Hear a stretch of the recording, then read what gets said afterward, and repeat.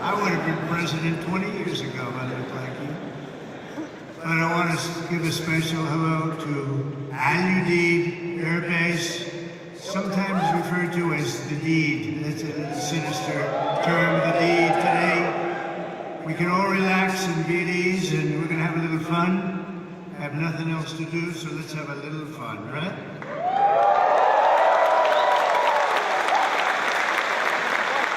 I'm thrilled to be here with the men and women who embody American strength and pride, the warriors of the United States Armed Forces. It's an amazing group of people. You are, without a doubt, the greatest fighting force in the history of the world. That's the way it is. I said it last night. I said it's strong. We have the strongest military in the world. Not even a contest. We have the best equipment. Nobody has equipment like us. Nobody has the planes or the missiles or anything else. And as your Commander-in-Chief, I'm here to say that America's military will soon be bigger, better, stronger, and more powerful than ever before. We just did a budget. The budget was the highest by far, over $1 trillion. It's a lot. It's a lot of stuff, and hopefully it's peace through strength. Hopefully we don't have to use it, because if we use it, I feel sorry for the other guy, but we don't want to have to use it. I want to recognize a true warrior, and that's our Secretary of Defense. They put him through hell, the radical left did, and he's incredible. You know, he went to the best schools, he did the best stuff. He's a smart guy, and he's a great guy, and I just listened to his words standing backstage when he was speaking, and he really has it right on the peg. Pete Hegseth, he's going to be great. You're going to love this guy. You're going to love him.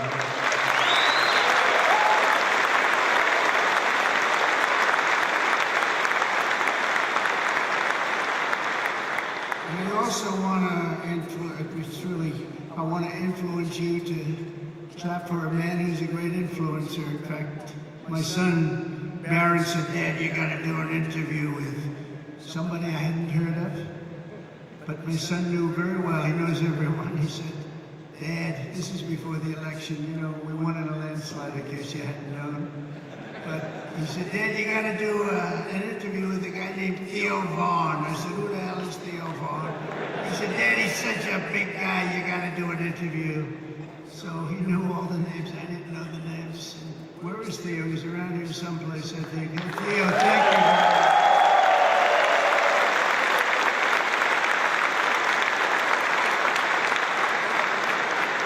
There's Barron. You know Barron. He said, "You got to do with time, right? Had a good time. We had like 270 million people that listened. So you know what? I think Barron was right. Thank you for being here. Appreciate it. Also, Lee Greenwood, right from the beginning, that song went on. And you know, that song was a successful song, but we made it the most, number one. We made that song, it's the top of the list of that type of song. That's a pretty big, I don't want to go into the list because you'll get upset with me if I do. Like the national anthem and things, it's like, and it became unbelievable. And I was saying you could get Elvis or anybody else to do a song. There's nothing. That was my intro song right from the beginning, because as you know, we won 3 elections, okay? And some people want us to do a 4th. I don't know, we'll have to think about that. You saw the new hat, the hottest hat is, it says, Trump 2028. We're driving the left crazy, when you see that. We didn't need that hat, but it's been an amazing period of time. And when Lee Greenwood did that song, it went from the first day. Like, I came out and played it. It was a great song, but we didn't know. And then I did it a second time, a third time. And that was 968 rallies ago. Can you believe that? We did 968 rallies. I said, another hat says 968. I said, what the hell does that mean? That's the number of rallies. I said, you have to be kidding. But from the very beginning, and we played Lee's song, and it was the walk-on.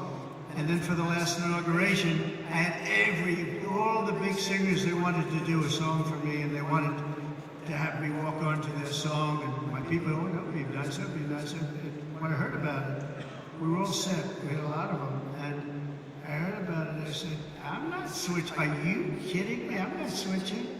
So we stick with Lee. But nobody could have done better than Lee. And he's been so loyal and so great. And it's been really about 9 years of that stuff. And, you know, we had honestly, we had 3 unbelievable campaigns, and it's been an honor. And there's nobody been stronger than the military in terms of backing us, nobody. So I just want to thank you all very much. Great honor. Thank you very much.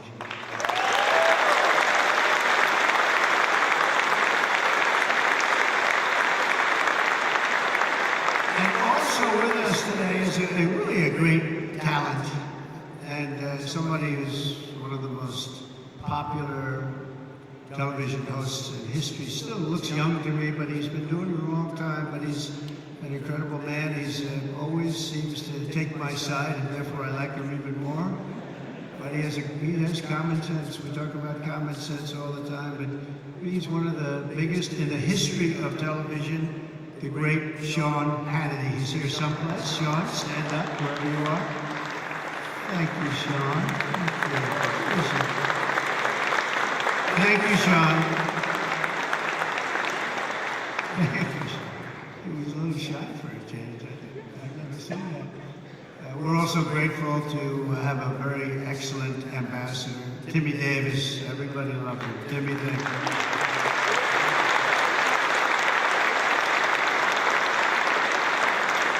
Along with you, great military leaders, these are real leaders, these are real tough cookies.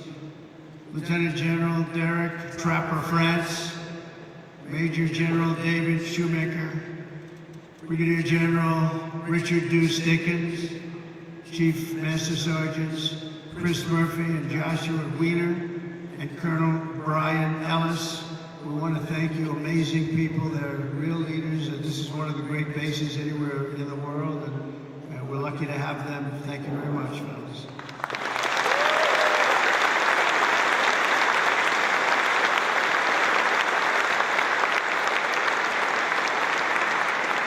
And a very special thanks as well to our partners from the Qatar Army, Armed Forces. Let's give them a really special hand. They are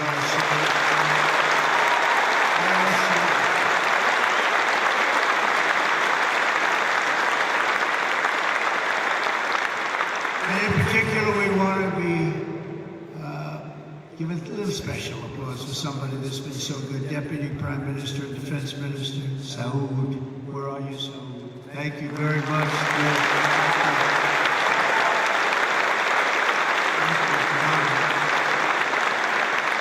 Yesterday we signed an agreement for Qatar to purchase $22 billion worth of the finest American military hardware, including THAAD missile batteries, Pegasus refueling aircraft, Desert Vipers, light armored vehicles, amphibious combat vehicles, the MQ-9B, and the Sky Guardian drones. That's all the best stuff. If it isn't, please stand up and tell me we'll get something else. But I believe it's the best. Qatar will also be investing $10 billion to support this massive base in the coming years, and there's no place like it, they say. And a man, a leader, Amir, he's been a special friend of mine for a long time, long before I did the political thing. When he was a novice, he was a young guy, and we got to know each other. We liked each other and got along long before I ever thought of running for president. And it's nice when you have that kind of a relationship. We got along right from the beginning. He's a special guy. He's a great leader of your country. So I want to just congratulate you on that, and all the Qatari people. A spectacular group, and it's an honor. And I don't think our friendship's ever been stronger than it is right now. You had the last administration. I don't know if they knew too much about what was happening, but this administration does. And you will never see anything like the relationship that we have. We just left Saudi Arabia, as you know, and you have a fantastic Crown Prince. He is a fantastic guy likewise. And we're going from here, we're going to UAE. United Arab Emirates, and we're going to see another leader. It's an amazing part of the world, and our relationship has never been stronger. And you're going to see that as time goes by, but with us it's not words. As you know, I'm in the midst of a very historic trip, visiting the key partners in the Gulf. We had just some incredible stopovers and a wonderful day. Yesterday we had the dinner, however, with His Highness, the Emir, and he's going to see him in a little while. I'm going to be saying goodbye to him, but we'll be saying hello again very, very soon. No visit to the Gulf would be complete without stopping to salute the people who keep America safe, strong, and free, and the patriots of the United States Army, Navy, Space Force. I love Space Force. I have to say that's by the Navy. You know, I started that and they said that will never work. Oh, it worked. You know, we were way behind Russia and China, and now we're way, way ahead of everybody. So Space Force, I'm very happy. That was mine. You know, not since the Air Force has that happened. So we created a force, and it's a big force, and it's a brilliant force. So Space Force, thank you for doing such a great job. The Marines, and of course the United States Air Force. Udeid is the home of the legendary 379th Air Expeditionary Wing, known as the Grand Slam Wing. We also have the 1st Expeditionary Theater Support Group. You got them all, and let's not forget the top-notch Army soldiers from the 11th Air Defense Artillery, the Imperial Brigade. Thank you, that's great. We also have the 8th Expeditionary Air Mobility Squadron, known as Mighty Ochos. Where are the Ochos? We don't want to fight with them. All of you are the tip of the spear. You're the finest we have. Anywhere in the world, you're the finest we have. You're the finest anyone has in the fight against the enemies of civilization. You're the people that are defeating chaos, combating terror, defending our interests, supporting our allies, securing our homeland, and making America incredibly proud. And you know what? Making America great again. That's what's happened. It's happened very quickly.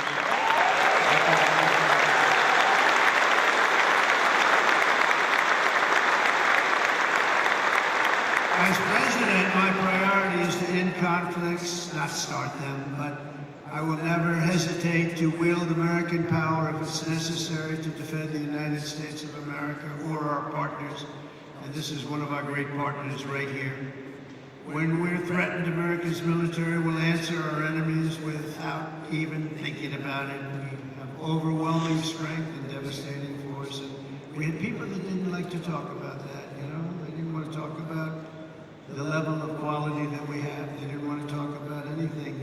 We're going to have a big parade this year, you know, in Washington, D.C., a real parade. I'll tell you just a little story. A week ago, I called up a certain country and they said, oh, we're celebrating the victory of World War II today, sir. Oh, really? I speak to one of the presidents or prime ministers or whatever. And they were so busy, yes, we're celebrating the victory of World War II.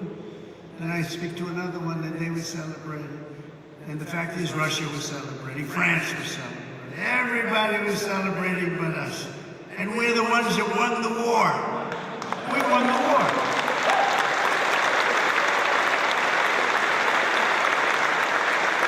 They help. But without us, they don't win the war. We're all speaking German. You know that, right? Without us, they're speaking German, maybe a little Japanese too. We won the war. And we're the only ones that didn't celebrate. So what I did is I got my crack staff over there, and we did it every time. We have May 8th, and we also have the date in November, that sacred date in November for World War I, because we won that war too. But think of it, I'm calling. No, we love France, right? But I think we did a little more to win the war than France did. Do we agree? You know, I don't want to be a wise guy. When Hitler made his speech at the Eiffel Tower, I would say that wasn't exactly ideal. And I called up the President, Macron, good guy, by the way. Donald, we are celebrating our victory over the Germans. Oh, that's wonderful. No, we don't take credit for what we do. And I said, what the hell? Every country I've spoken to in the last week is celebrating the war with us. Isn't that terrible?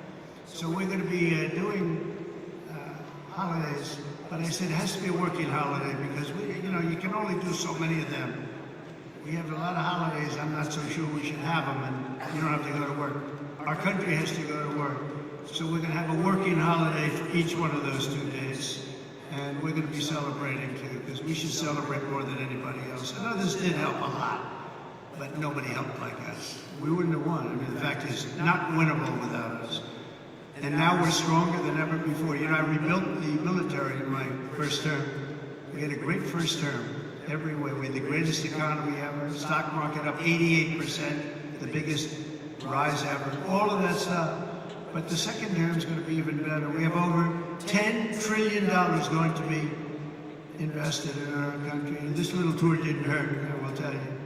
Between the 3 great places, I recently announced that I'll approve an unprecedented $1 trillion, as I told you. It's going to end up going higher investment in the U.S. Armed Forces, and that's a record as part of that effort.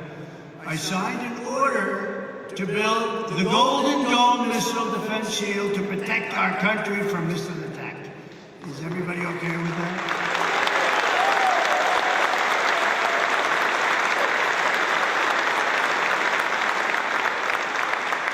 It's called the Iron Dome, but I changed it to the Golden Dome. I thought it was a little more beautiful. Maybe a little more modern or something.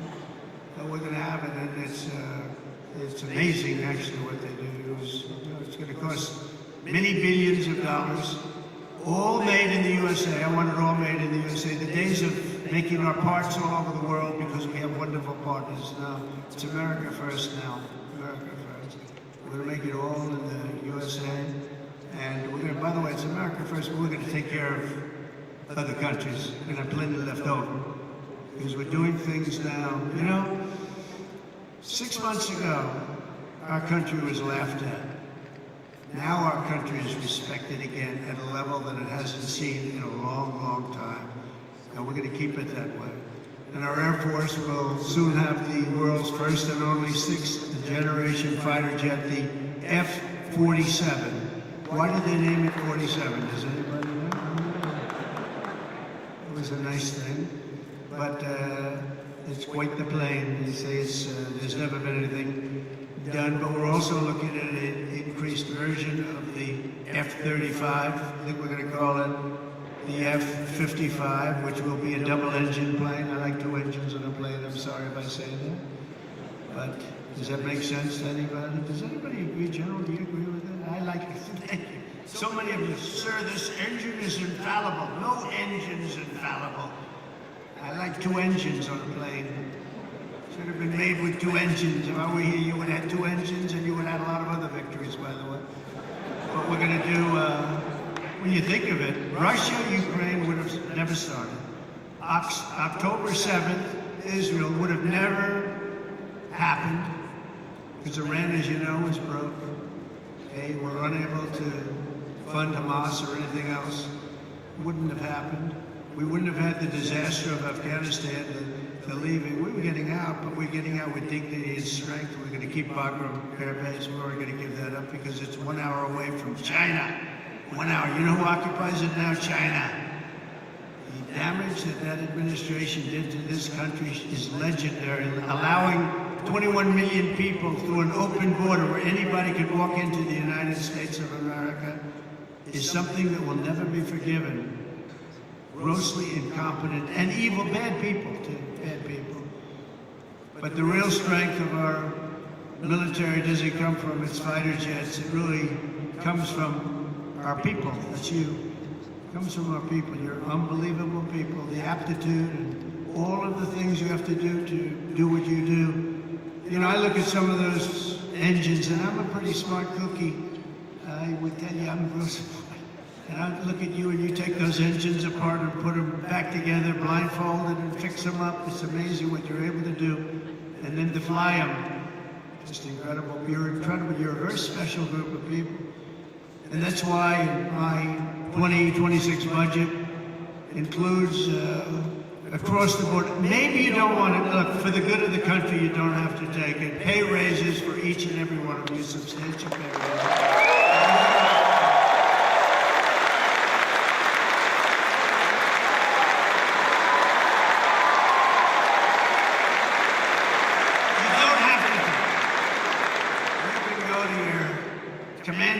Say, sir, I'd rather not take that pay. I love my country, sir.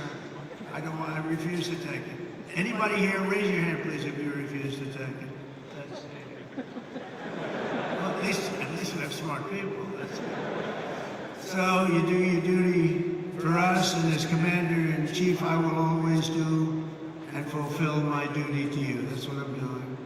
Under the Trump administration, we're liberating everything in our armed forces from really radical social experiments carried out under the previous administration and beyond that, and actually beyond that, and restoring the strong and fierce spirit of the American warrior, the American fighter. On day one, I signed an executive order stopping our service members from being forced to endure endless training sessions on political correctness. We don't care if you're politically correct. And I directed the reinstatement of all patriots expelled from our military by the COVID vaccine mandate, which should have never happened. They're being returned at their former rank with full back pay. Very important. After years of not making our enrollment targets, to me this is the biggest thing. Our military suddenly has the best recruiting numbers that perhaps they've ever had, but certainly in 30 years. Think of that. You go back 6 months ago, we couldn't get people to join the military. Nobody wanted your job. Now everybody wants your job. So we went from having the worst numbers we've ever had in terms of recruitment. That included police officers also, firefighters, but police officers. But in the military, think of that. You couldn't get people to join the military, and now we're brimming over. We have the highest numbers we probably minimum 30 years, but probably have ever had, because there's such an incredible spirit now in our country. We have a whole new spirit, and it began on a date, November 5th, that was election day. Under the Trump administration, America is back, and America's military is back, bigger, better, and stronger than ever before. Since my inauguration, service members stationed throughout this region have terminated 83 major terrorists operating across Iraq, Syria, and Somalia, including the #2, just recently global leader of ISIS. And I knocked out ISIS, as you know, in my term. They said it was going to take 4 years. I said, why 4 years? That's a long time. And then I met a General Razengane. He's now the head of the Joint Chiefs of Staff, right? And he was great. He said, we could do it in 3 weeks. I said, well, I was told 4 years, General. by your television generals in Washington, D.C. And he didn't want to be disrespectful to them. He said, sir, I'm telling you, you want, we can do it in 3 weeks. And that's what he did. He knocked out 100% of the ISIS caliphate in 3 weeks.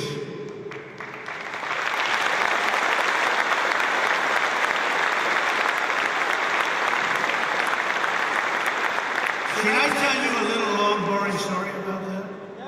Yes. Okay, some of you have heard it because it's sort of a cool story, but I was wondering why we couldn't defeat, ISIS. We have this great military, all these great jets that we have, new all over the place, the best in the world, the fastest, the best. And I went out and I said to a certain general, Washington, D.C., a television general, not much of, there's a real general on the television. You have the television guys and you have the real generals. And I said, General, how long will it take us? Because it doesn't make sense. We're spending a lot of money on defeating ISIS. And they don't have great equipment. They, in many cases, don't even have equipment. They're vicious and they are good fighters. We always have to respect that. Sir, it'll take at least 5 years, sir. I said, 5 years? That's a long time. I mean, we have jets, they have knives, and it's going to take 5 years. Yes, sir. I said, I don't really believe that, so I did something I've never done before. I said, I want to go to Iraq. And I want to meet with the people in Iraq because maybe they're different, but I couldn't understand how a large and powerful terror group could last so long. And so I scheduled a flight, meaning I left at 3 o'clock in the morning. It was pitch black. We left very, very under guard. We traveled through Washington, D.C. There was nobody around. Got to the hangar at about 3:15. Air Force One was waiting for us. Pilots, best looking human beings I've ever seen. Even better looking than Tom Cruise, and he's a friend of mine. Okay. These guys were central casting, and they could also fly. And we headed out about 3:30 in the morning, pitch black. We headed for Iraq, and nobody knew I was going. Nobody. And we're flying, and we're starting to get close, and they come to see me and they say, sir, we have a problem. What? We're flying over enemy territory very soon, sir. Could we please turn off your lights? I said, my lights? We're flying in Air Force One. We just spent trillions of dollars on fighting. You can't fly in with lights on? No, sir, it's very, very dangerous out there. So I said, obviously turn them off. Then he comes in addition to the lights, we want to turn down the shades. So I said, you mean not even shades? Okay, we turn down the shades. And I said, I want to go upstairs. This is 747, 2 levels, beautiful plane. Just ordered new ones, by the way, beautiful new ones. And Boeing just, by the way, did the biggest order in the history of Boeing. Just did with your beautiful territory right here. They ordered, I think, 160 planes. I think it's the largest order ever for aircraft. So I salute the people from Boeing, Kelly, and everybody, and General Electric. The engines are General Electric Super Prime, and I really think it's great. Congratulations. But I go up to see the pilots because I love sitting with the pilots.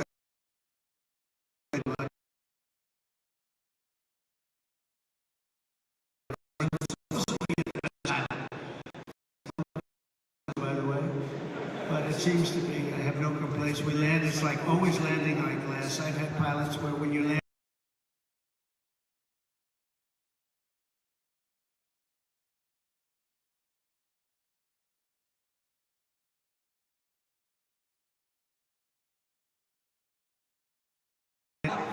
but these pilots land, and the 747's a hard one to land.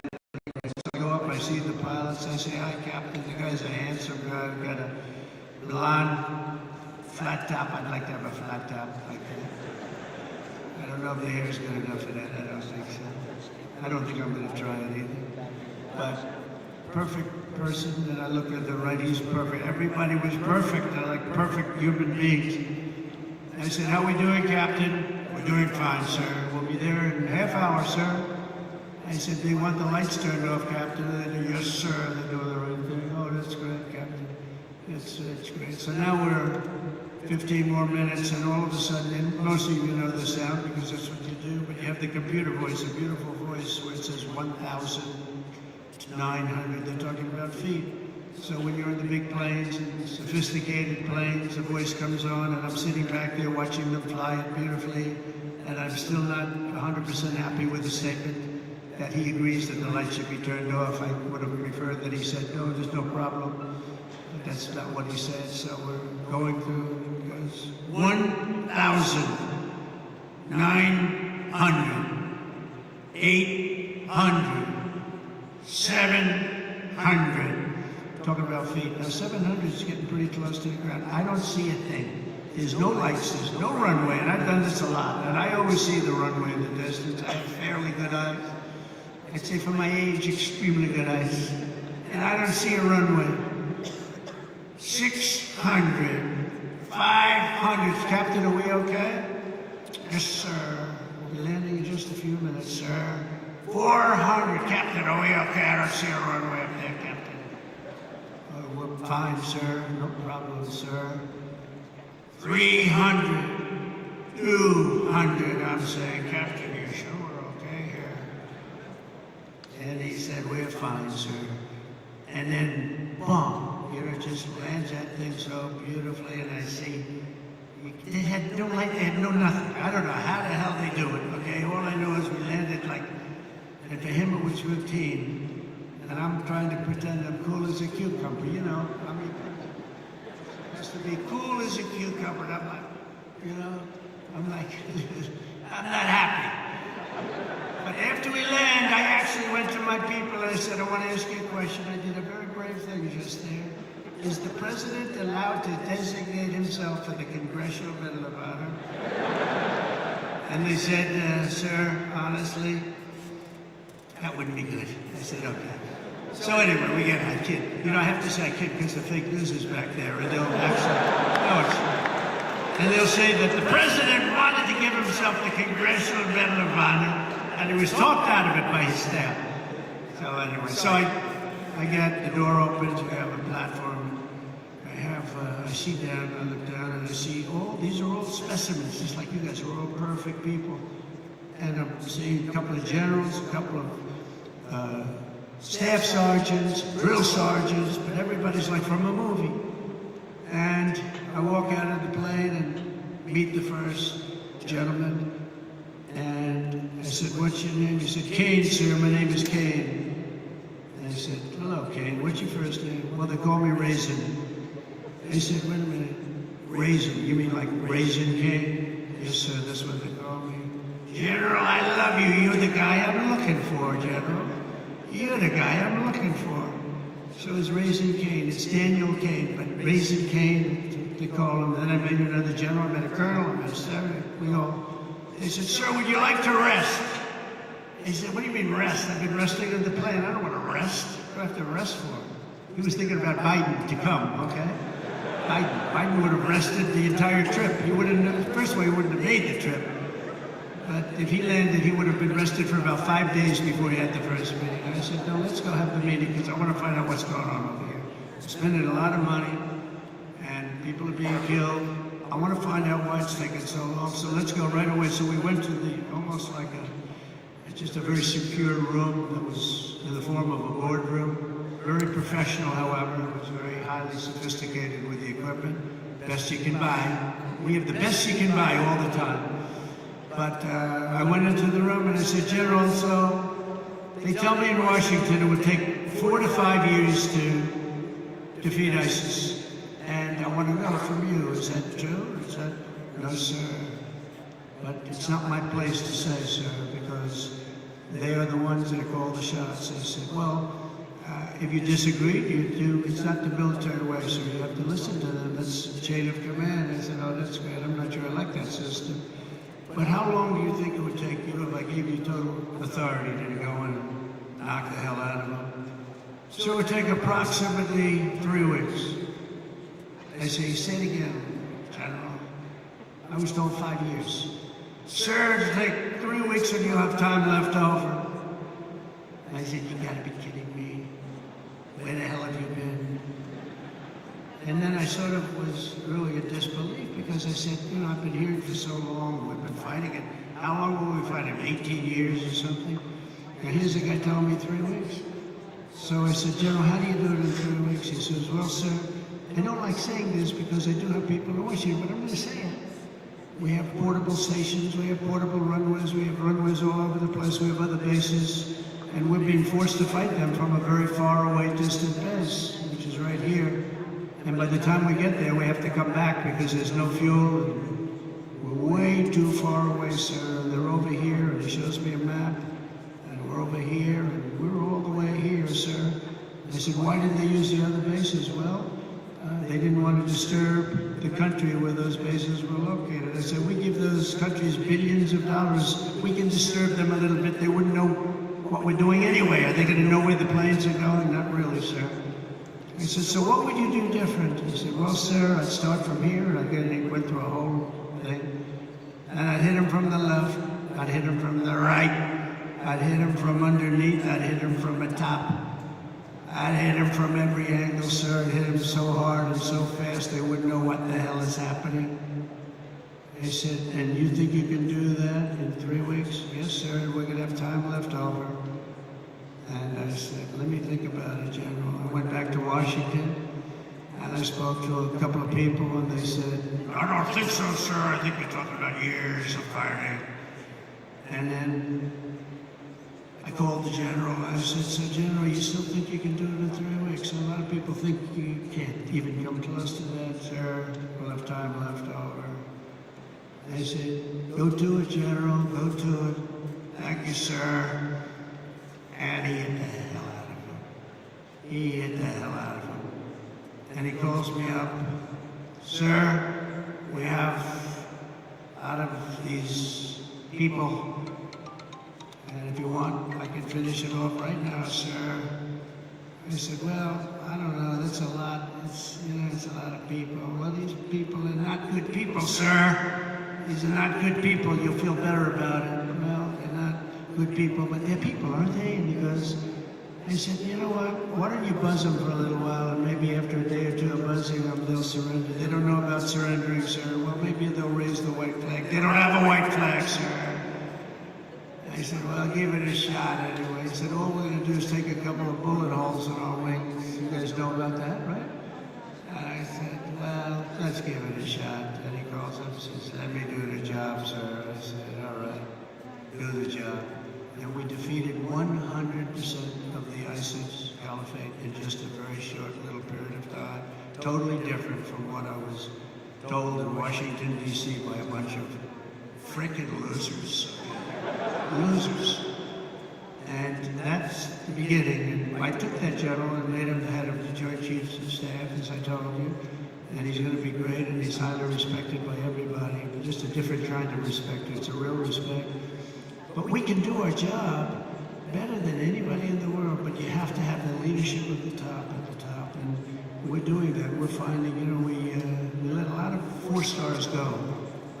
We had more 4 stars. We had, I think, 425 4 stars in World War II, which, by the way, we won. In World War II, we had 187 generals. And we had like 425 generals now, without really a war.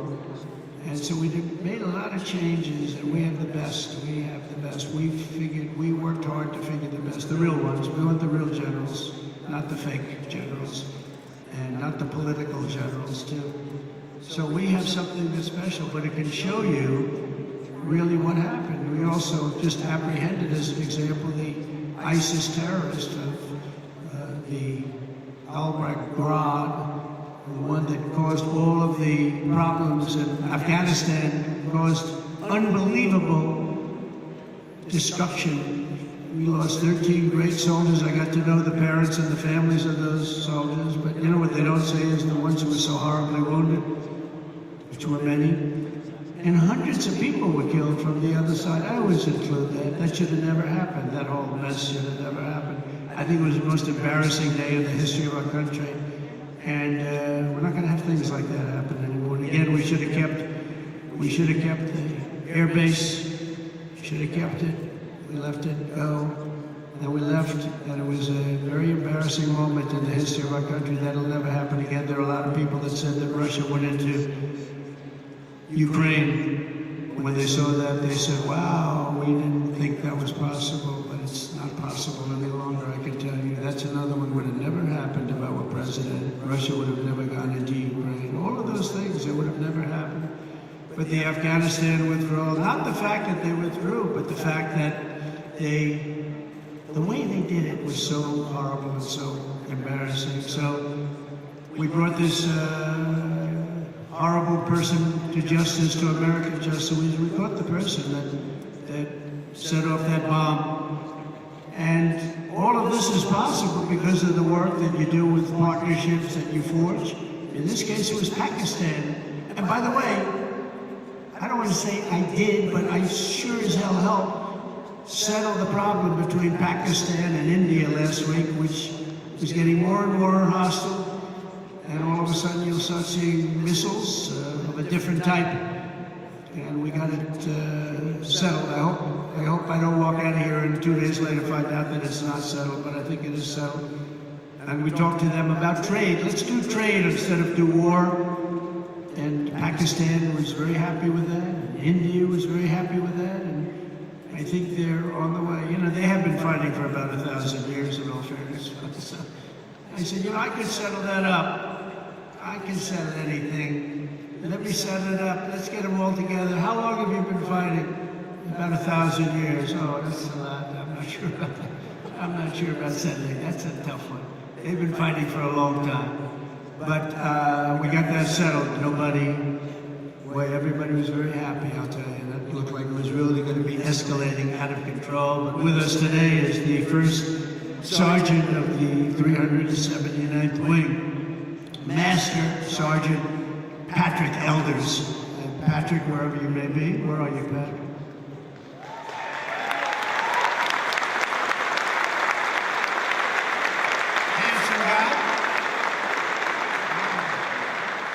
I'm looking at him from here, and it says after having served 22 years, he's a lot.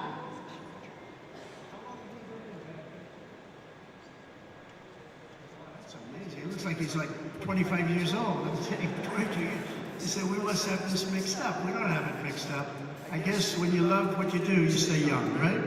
And he loves what he does, no doubt about it. But having served over 22 years in the Air Force, he's one of his, right now, this is his 6th deployment, but this time it's a little different because his stepson, Airman First Class Ashton Inman, is on his own first ever deployment nearby in Kuwait, right now in Kuwait, which is really incredible. Master Sergeant Elders is proud that 2 generations of his family are now serving the same mission in the same theater, protecting the same great American flag. So say hello to him.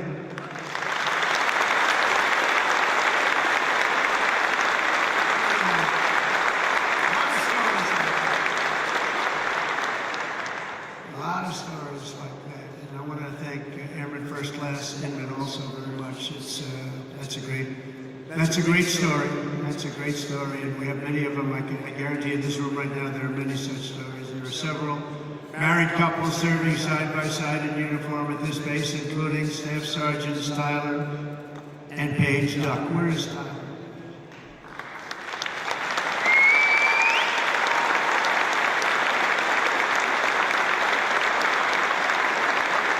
For years, they grew their relationship while Paige was deployed in the UK and Tyler was halfway around the world at Joint Base Elmendorf, Richardson in Alaska, conquering a 14-hour time difference. That's a lot of time difference. And now they're together at Al Udeid, and it's really great. So Staff Sergeants, congratulations, it's fantastic. The American people never forget that our service members and their families make incredible sacrifices each and every day so that all Americans can be safe and be free, and we love our amazing military families. Our military families are as good as you can get. The men and women here today are part of a noble tradition of service that has been passed down from one generation of Americans to the next, and your spirit and courage and sacrifice has always been there when we needed you the most. You're always there when we need you the most. With us today is Master Sergeant Michael Schlow, who happens to be from a small town in a place called Butler, Pennsylvania. Has anybody heard of Butler, Pennsylvania? Michael's a member of the Air Force Reserve as well as Butler County Corrections Officer. And last July 13th, he attended the rally where an assassin tried to take my life. He gave it a shot. Not good. It was someday. As soon as the shots were fired, Michael raced to direct law enforcement toward the sniper's perch, then worked to evacuate the rest of the crowd in a very safe manner. But Master Sergeant Schlow would be the first to tell you who the real hero was that day. He personally knew and really liked veteran firefighter, also a veteran of the military, a great veteran of the military, who laid down his life for his country, really laid down his life for his country. His whole life was about his country. Corey Comparator, and he's become somewhat of a legend, I will tell you. He took a hard shot. He took a hard shot guarding his family. Master Sergeant Schlow, your commitment represents the very best in America. Thank you for your incredible service that day and forever, because that day was a horrible day, but you acted with incredible bravery. We've got reports about what you did. It was really amazing, and I personally appreciate it. It was a rough day. We don't want to have days like that. But Corey was an incredible guy, lost his life, guarding his wife and children. Every American warrior here today inherits a legacy of exceptional patriots who have defended our freedom for nearly 250 years. You carry on the glorious tradition of the heroes of Lexington and Concord, Gettysburg and Belleau, Normandy and Midway. You embody the spirit of the soldiers who hoisted the flag over Fort McHenry and the Marines who planted the stars and stripes on the summit to Iwo Jima. That was a rough attack. You carry forward the mission of generations of Americans before you who marched through halls of gunfire, trekked over rugged mountains, stormed across scorching deserts, sailed through hostile waters, conquered unknown dangers, and poured out their blood and guts in battlefields all over the world. The military is incredible. And we won our independence. We preserved our union, protected our way of life, defeated fascism, crushed terrorism, liberated millions and millions of people from bondage, and brought communism to its knees. That's what we did. And now we're going to defend America from all enemies, overcome all obstacles and dangers, and as one nation we're going to build a future of peace and prosperity for generations to come. Together we will stand strong, we will stand proud, we will live free, and we will fight, fight, fight, and win, win, win.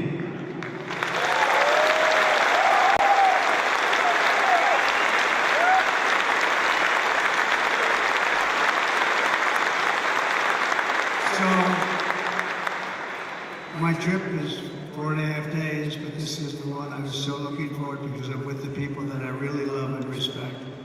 We love and respect you. This is what you're doing, the service you do for your country. You keep us safe.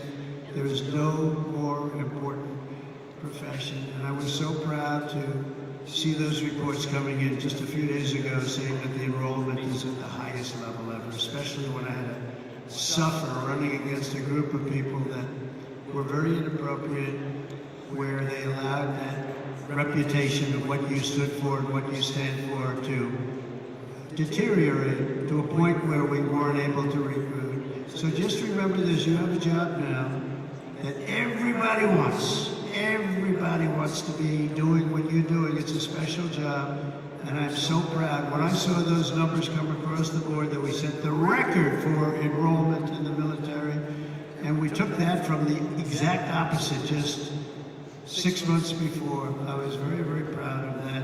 We have a great country. We have a proud country. We have a country that's respected all over the world. And as I said before, a year ago we were laughed at, but nobody's laughing at our country anymore. We're the most respected country anywhere in the world. And thank you very much, and enjoy your lives, and God bless America. Thank you very much.